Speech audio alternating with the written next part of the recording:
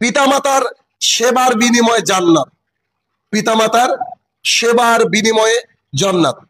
আবু দারদা রাদিয়াল্লাহু তাআলা আনহু বলেন, রাসূলুল্লাহ সাল্লাল্লাহু আলাইহি সাল্লাম বলেছেন, অর্থাৎ আমি রাসূলুল্লাহ সাল্লাল্লাহু আলাইহি সাল্লামকে বলতে শুনেছি। আবু দারদা রাদিয়াল্লাহু তাআলা আনহু বলছেন, আমি রাসূলুল্লাহ সাল্লাল্লাহু আলাইহি সাল্লামকে বলতে শুনেছি যে পিতা হলো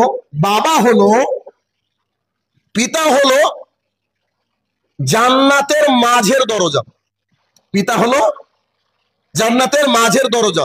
তুমি চাইলে এই দরজার হেফাজত করতে পারো, আবার চাইলে তুমি এটাকে হারাতে পারো। এটাও সুনান তিরমিজির হাদিস। অর্থাৎ পিতাকে এখানে জান্নাতের মধ্যেকার দরজা বলা হয়েছে। তুমি চাইলে এই দরজা দিয়ে ঢুকতে পারো, আবার চাইলে এই দরজা দিয়ে কি করতে পারো, তুমি বেরিয়ে চলে যেতে পারো, দরকার নেই। এটা একটা হাদিস। আর একটা হাদিস বলে, দুটো হাদিসের সমন্বয়ে বিষয়টাকে স্পষ্ট করার চেষ্টা করবে ইনশাআল্লাহ।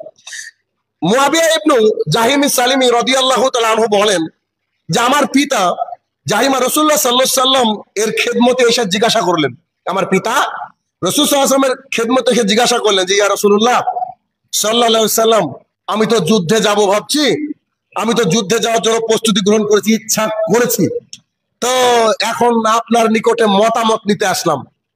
আপনি আমাকে বলেন, অনুমতি দেন, আমি যুদ্ধে যাই।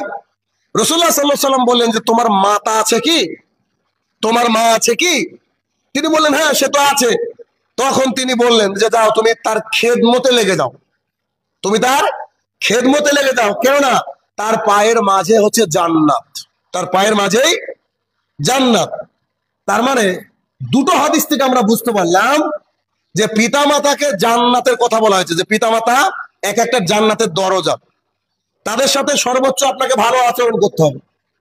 সমস্ত সম্পদ থেকে যদি আপনাকে বঞ্চিত করে, তারপরও খারাপ আচরণ করা যাবে না। তাদের সাথে উত্তম আচরণ করতে হবে, তাদেরকে ধমক দেওয়া যাবে না, গালিগালাজ করা যাবে না, মারা তো দূরের কথা।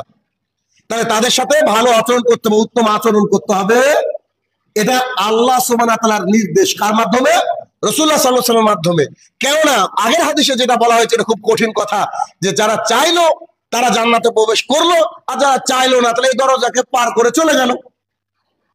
অর্থাৎ খেদমত করলো না, সেবা করলো না, ভালো ব্যবহার করলো না, তাহলে তাদের জন্য জাহান্নাম হয়ে গেল। অর্থাৎ এটা খুব কঠিন একটা বিষয় যে মা বাবা উভয়ের খেদমত করার কথা রাসূলুল্লাহ সাল্লাল্লাহু আলাইহি ওয়াসাল্লাম বলেছেন।